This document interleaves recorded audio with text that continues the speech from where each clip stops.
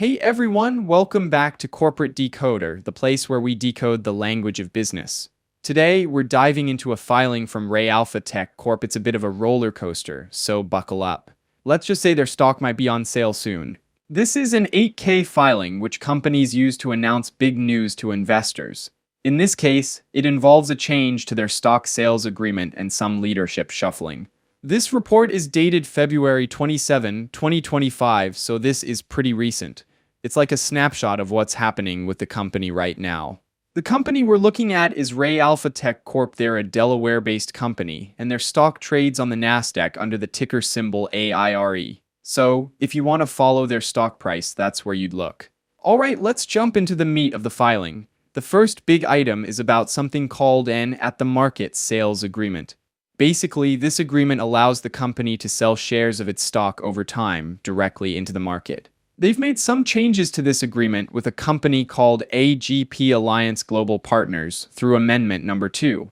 These changes mean that they've lowered the minimum price they can sell shares for. They've reduced what's known as the floor price.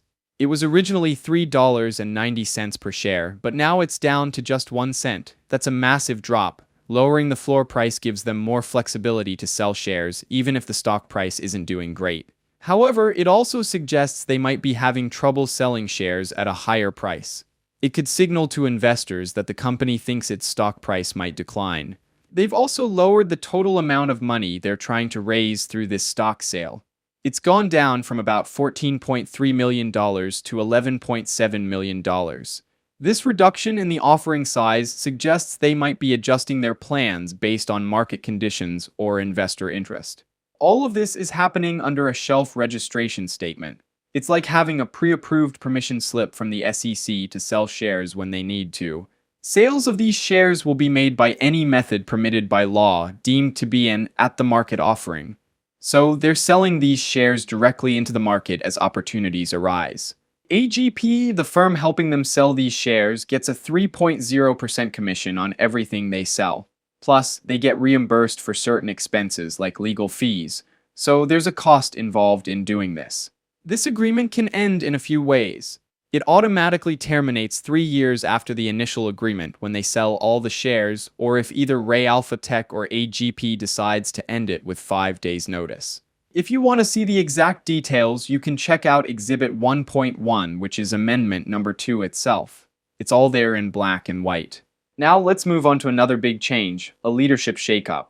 The company has terminated the employment of Jorge Aldecoa, their chief product officer, and it was effective immediately.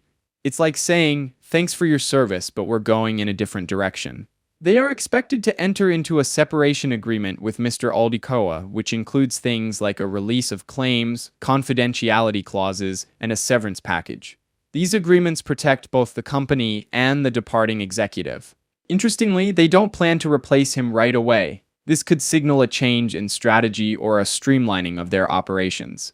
Next up, we have some news about warrants. These are financial instruments that give the holder the right to buy shares of the company's stock at a specific price. These warrants were issued back in November of 2023 as part of a public offering. Because of the changes we talked about earlier, specifically the amendment that lowered the stock price, the terms of these warrants also need to be adjusted. These warrants have what are called anti-dilution provisions. Basically, if the company sells stock at a lower price, the warrant holders get a better deal to make up for it. Initially, as a result of a previous amendment, the exercise price was lowered from $5.00 to $3.90. Then, the number of shares the warrant holders could buy went up. This was meant to keep the overall value of the warrants the same.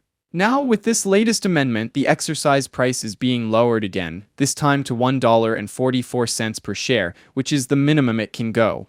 The number of shares the warrant holders can buy is increasing again to about 8.3 million shares. This is a big increase, and it means existing shareholders could see their ownership diluted even further. It's important to note that the total amount of money the company would receive if all these warrants were exercised stays the same. It's just spread out over more shares at a lower price.